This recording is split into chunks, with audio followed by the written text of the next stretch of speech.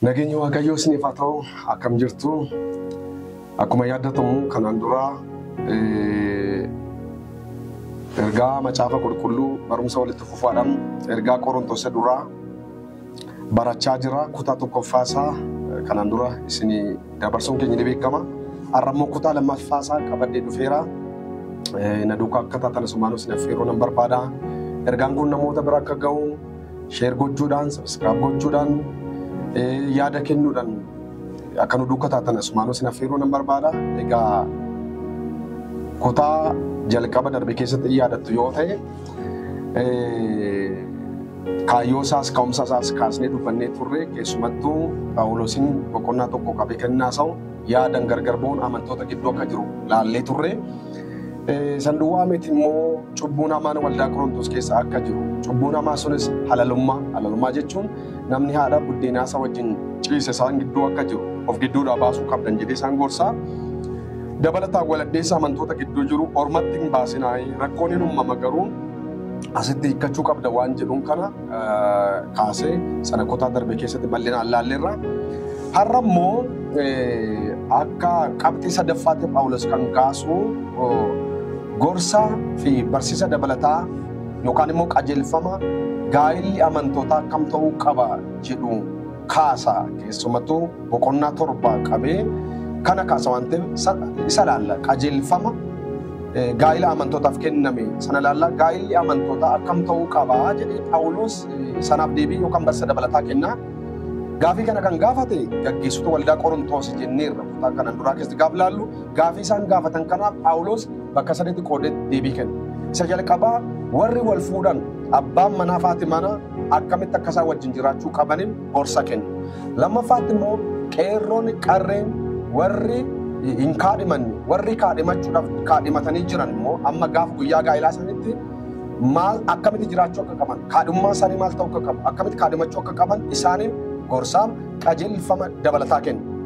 Sadaffaa irratti eenyuuf kenna yoo jettan warra abboonni manaarraa du'anii fi warra haadholiin manaarraa du'an isaan maal gochuun akka isaaniif ta'u isaaniifis immoo gorsa dabalataa yeroo kennu ilaalla.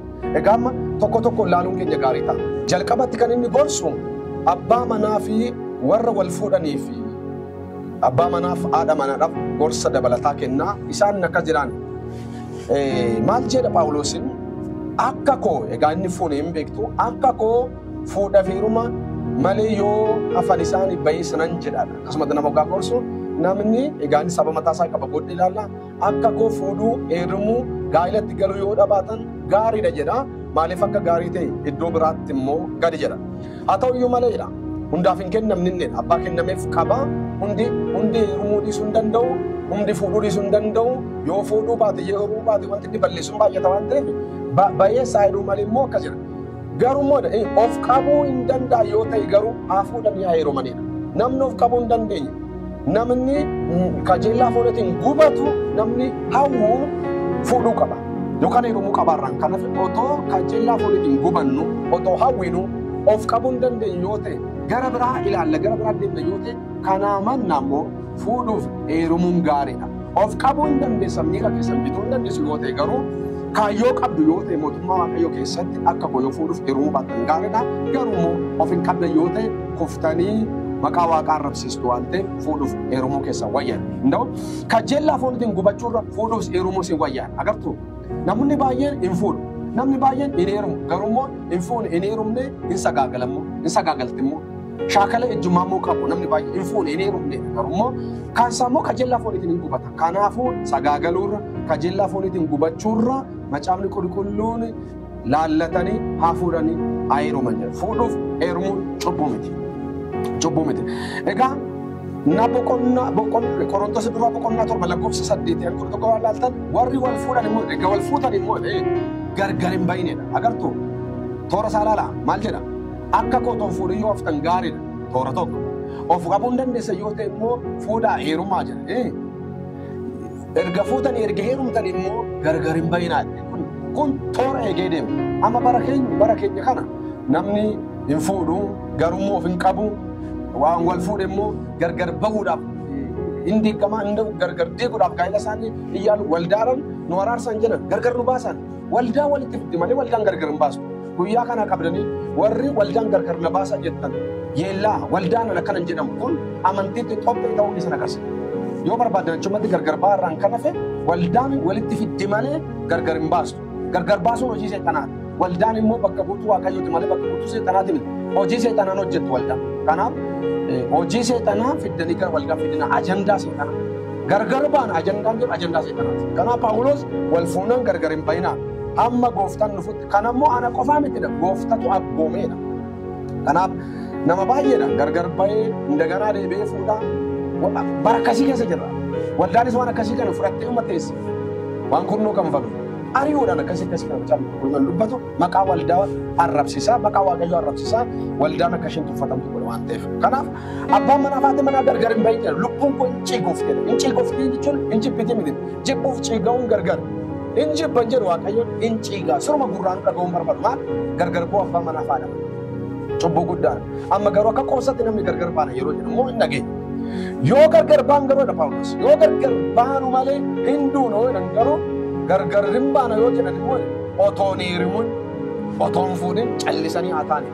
Gargar baan iyyuu hidhaan jaalalaa sun kakuun sun gargar hin citu. Mana gargaraa jiraatan iyyuu malee hidhaan sun jira. Gaafa gaabban immoo waggaa barbaade booddee haa taane walitti haa deebiin agartu namoonni gargar baatanii jirtan. Walitti deebi'uudhaaf hin dandeessu. Gaabbinaan haadha manaa koo nan deeffadhaa. Abbaa manaa kootti nan deebi'aa gaabbeeraa nan dogongoree. Aariit akkasina godhe jennaan mirga walitti deebi'uu qabdu waan ta'eef waldaanis walitti deebisaa. Rakkoon qabu. Haadha manaa isaati adeeffatu. Abbaa manaa isaati adeeffatu.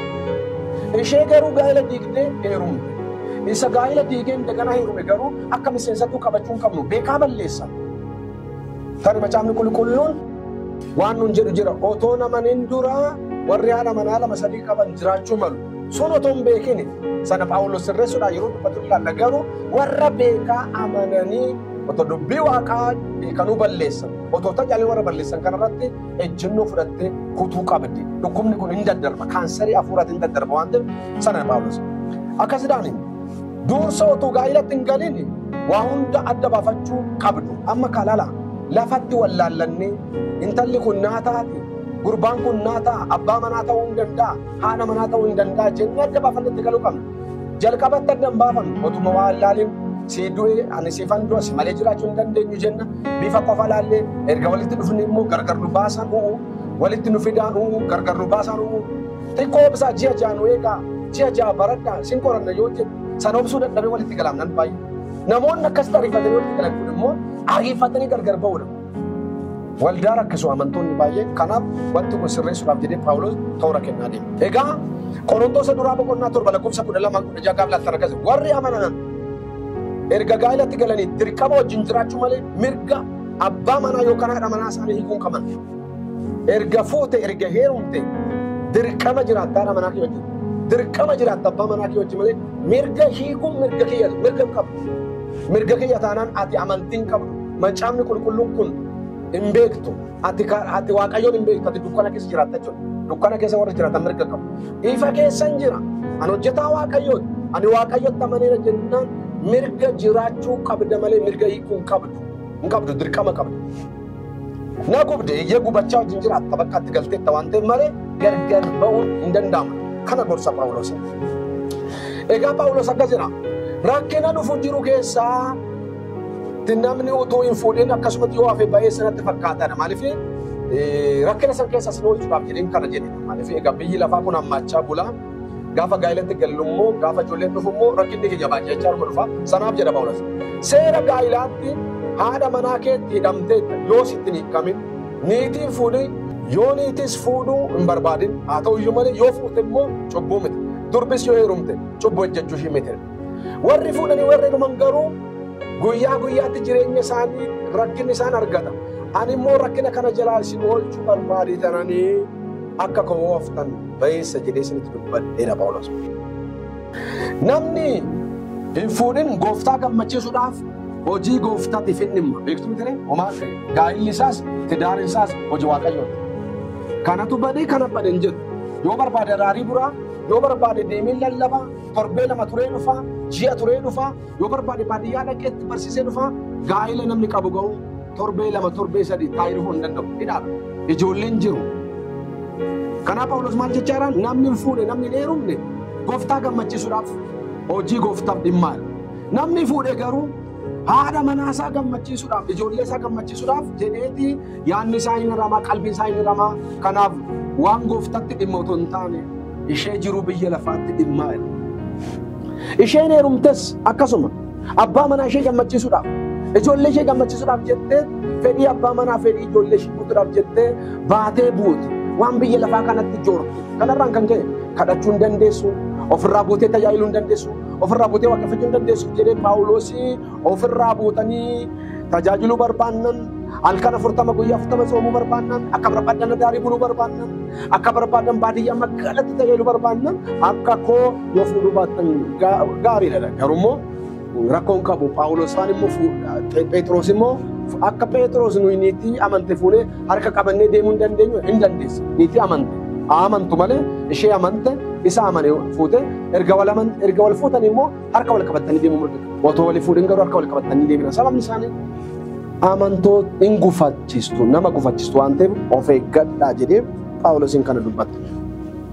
Inni kan biraa egaa achumatti dargaggootas gaafa gorsu akkas yoo gorse warra abboonni manaaf irraa du'an, haadhonni manaa irraa du'an isinis irra deebitanii heeruma fuudhuun dandeenyaan mirga qabdudha. Sababni isaa abbaan manaa irraa du'eera hiikamteetti. Haati manaa irraa duutetti hiikameera. Fuudhuu heerumuu hin danda'a. Garuu nama amane haa ta'u.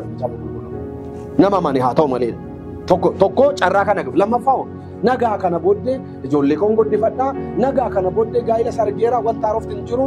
Bara naafe kana immoo gooftaa koon tajaajilaa jiraadha jettanii yoo murteessan immoo caalatti gaariidha sanatti asin jajjabeessaa jedhaan Phaawulos kana gorsa. Qabxiin afuraffaa irratti kan inni kaasu kana dubbannee gara xumuraatti finna. Qabxiin afuraffaa irratti kan inni kaasu waa'ee qalma waaqayyolii tolfamaaf dhiyaate nyaachuu wal qabatee gaafii isaa dhiyaateef deebii kenna. Egaa nuti kiristaanonni lafarra gaafa jiraannu waan sadiif of eeggachuu qabna. Lafarra gaafa jiraannu waan sadiif of eeggachuu qabna. Jalqabatti eenyuuf of eegganna? Waaqayyo keenyaaf of eegganna. Maqaa waaqayyoof of eeggachuu qabna. Waaqayyo kabajamuu qabu hojii keenya. Waaqayyo arrafamuu qabu. Waaqayyo salphachuu qabu. Maqaa waaqayyo arrafamuu qabu. Kanaaf lafarra gaafa jiraattu, gaafa daldaltu, gaafa barattu, gaafa hojjettu, waa hundumatti kallattii hundaan waaqayyoof of eeggachaa jiraachuu qabna. Namni baay'ee waaqayyoof of eeggachaa hin jiraatu. Waaqayyoon arrabsiisaa jiraatu. Tajaajiltoota waaqayyoof of hin eegganne guute bara kana. Amantoota waaqayyoof of hin eegganne guute.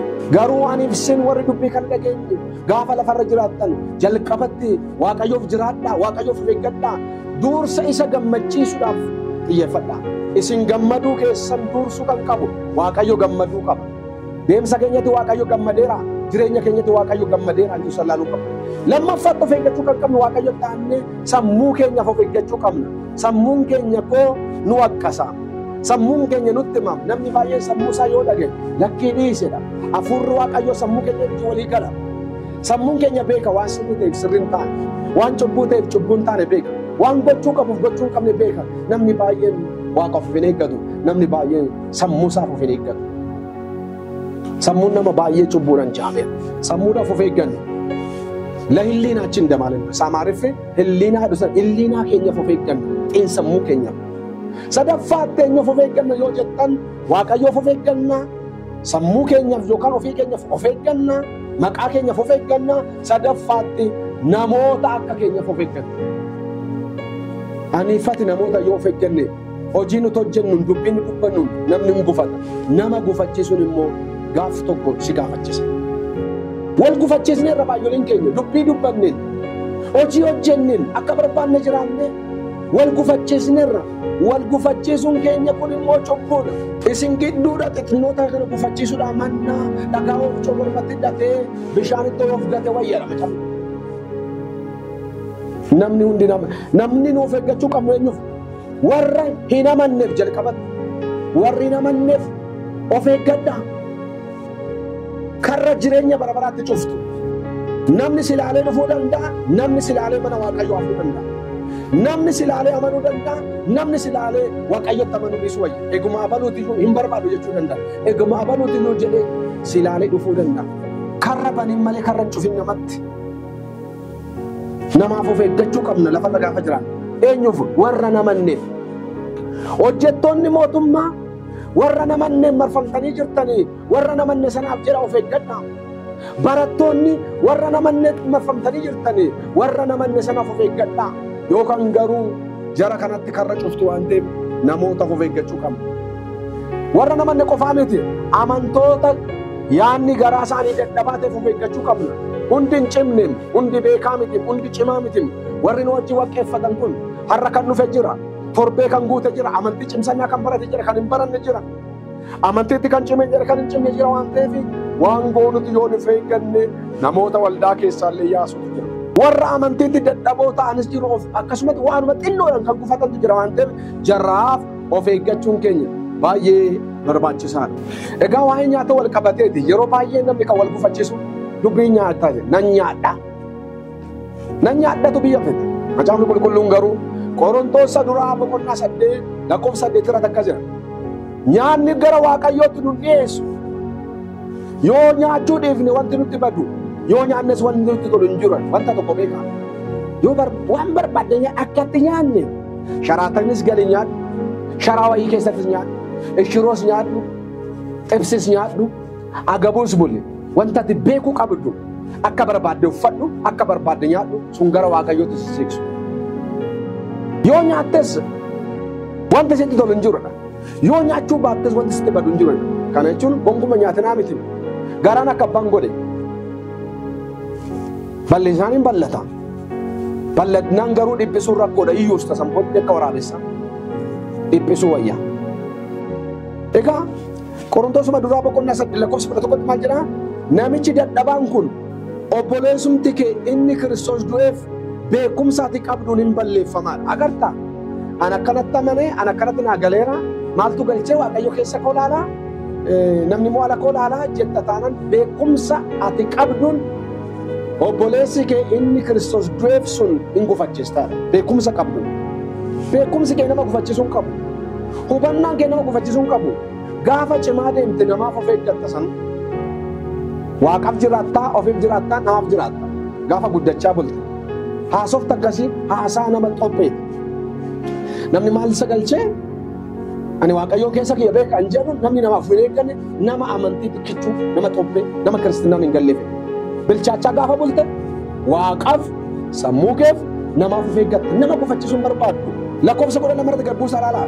Karaa kanaan obboloota keessa yakkitanii yaada garaa isaanii isa dadhabaa madeessuu keessanii Kiristoosin yakkituudha. Naaf of eeggachuu qabdaa siifamni of eeggadha. Yaada koo gaafa madeessitu gaafa na gufachiistu karaa biraatiin Kiristoos gaddisiisaa jira. Namni amma akka barbaadeen uffadhaa, akka barbaadeen godhadhaa, gorsan fudhatu, wal gufachiisaa oolla. Kiristoosin yakkitanii jedha macaafa. Qorontoosa duraa boqonnaa 8 lakkoofsa 12 kan dubbisa. Qorontoosa duraa boqonnaa 8 lakkoofsa 13 qabatanii kan laaltan immoo akkas jira. Gara jalqabaa akkas gara booddeetti immoo akkas jira. Ani obboleessa koo akka inni kufnetti matumaa deebi'ee foon hin nyaadhodha. Foon nyaachuun koo obboleessa koo isa Kiristoos du'eef kana hin gufachiisa. Mana Waaqaa keessaa baasa yoo ta'e akka obboleessi koo deebi'ee hin gufannetti ani bara baraan foon nyaachuun anniisaadha. Akkana Kiristaanaa. Maal ta'u obboleessa keef jettee uffata sirrii yoo uffatte kana dhiisi waan jedhamtu yoo dhiiste maal obboleessa kee oolchuuf jettee maa mataa jabaata. Kun Kiristaanaa miti. Kiristaanaan mataa jabaachuu miti. Bara kana garuu tajaajiltoonni mataa isaaniitiin akka barbaadan rifeensa filanii maal tafe kana goofara jaldeessaa sadame sana godhannee ittiin faarfachuu ittiin lallabuudha kana maal tafe hin oolle immoo isa gochuu wayya isa qabannee goofara isa guddaa san godhannee yaa'u wayya nafni humtuu namni shimalli nafni biyyi lafaa dhufee waldaa keessatti wanti biyyi lafaa hundumtumaan waafachaa jirra maal tafe hunduu dhufe galfanneerra aadaa fakkeessinee ittiin fakkeessinee maqaa maqaatti goonee maqaa maqaatti tolchinee galchineerra akkas jedhamu ilaalaa jara keenya. Qorontoos inni duraa boqonnaa 9 lakkoofsa 4 irratti Phaawulos akkas jedha. Wangeelaaf jedhee waan argachuun isaaf ta'u hundumaa dhiiseera. Wangeelaaf jedhee waan argachuun naa ta'u hundumaa nan dhiisaadha. Maaliif jedhee? Wangeelaaf jedhee. Dhugaadha. Surree uffadhu qamisi. Qullaas deemi maal dhugaadha. Kunumaa waaqa biratti rakkoo qabaachuu dhiisuu danda'a. Wangeelatti garuu danqaa ta'a. Wangeelli immoo namni yoo namanne namni wangeela keessa yoo gufate wangeelli gufate. Wangeelaaf jedhaatu dhiisaami. Waan dhiisuu maltan dhiisaa. Mirga kiyya eeyyee mirga kiyya. Garuu sin gorsaati kiristaana. Wangeelaaf jedheetoo waan namni sirratti jibbamee dhiise. Haa bal'atu wangeela. Wangeelaaf karaa saaqe. Wangeelaaf karaa namni lubbuu isaa kenneera. Attamitti ati waan xinnoo akkasii kan dhiisuu dadhabde. Nyaannu moo dhiisuu dadhabee gaafachuun mataa isaatiin rakkoo qaba. Akka waan garaa malee nama quumaa nyaannu moo dhiisuu maal nuun jedhu. Odoo Paawulos nyaadhaa jedhanii itti bobba'uuf jiru. Wushee darreen gurra dhaabde namni kun waan garaa buluggaa ka'e bara kana rakkoodha. Fakkeenya Paawulos Qorontoosa duraa boqonnaa 9 irratti qaqqabtan wangeelaaf jedhee niitii fuudhuu dhiiseera. Baay'isa wayii niitii fuudhuu hin danda'amu. Qabeenya dhabee miti. Niitii fuudhuu dhabees miti. Baay'isa wayii akka namoonni tokko jedhanii miti. Paawulos otoo heeyyamanii mee takkaa miti. 11 yoom fuudhan heeyyamu waan ta'eef dhabee miti beekaa dhiise.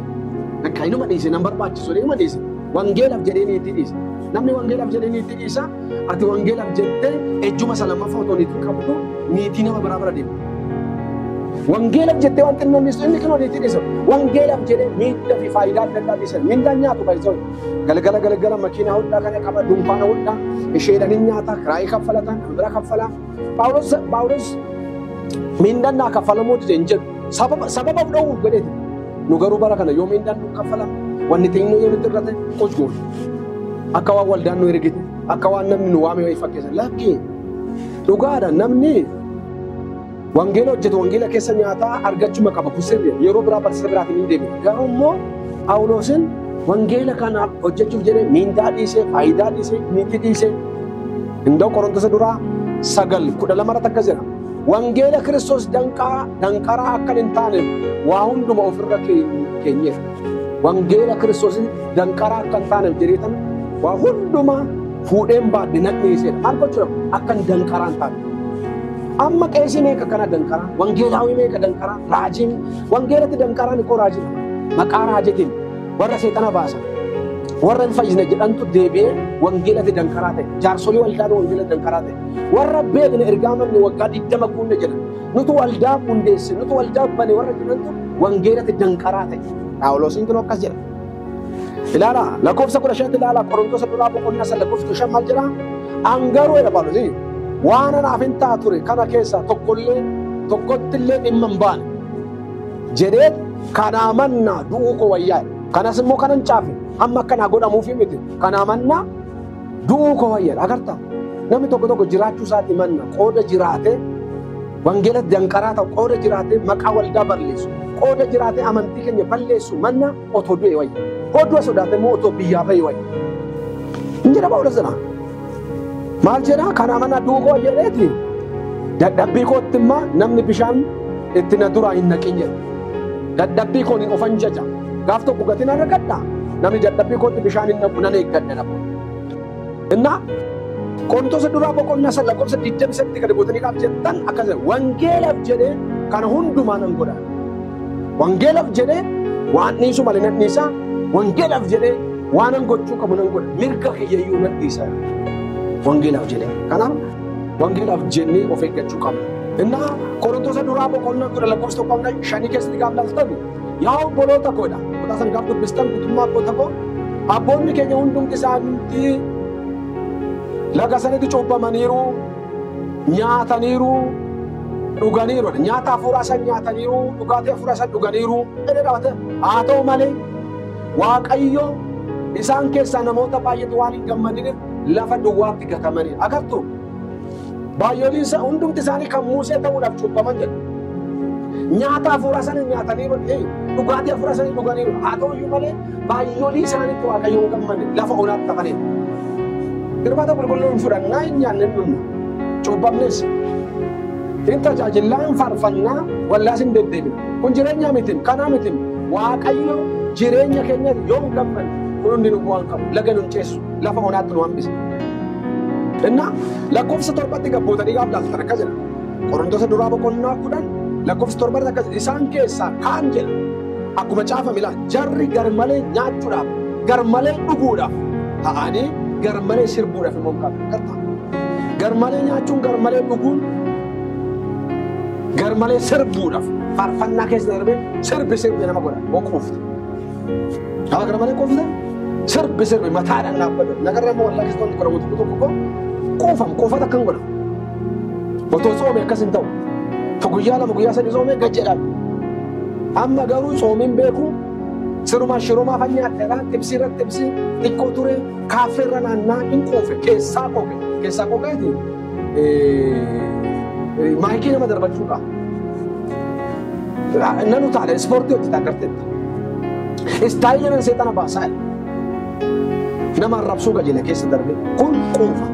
Lakkoofsa saddeetti gad bu'ee isaan keessa kaan immoo kaan sirbuuf kaan jira kaan immoo gaala mootummaatti gad of dhiisanidha. Inni garuu maal jedha koottaan immoo gaala mootummaatti gad of dhiifnudha. Yoo dhiifne inni himnaa ta'uu dinnaan hin fuunu. Fuunan immoo gaa'ela keenya amananii jiran malee gaala mootummaatti gad of hin dhiifnu. Qorontoosiin duraa boqonnaan kun lakkoofsa 24 akkasina.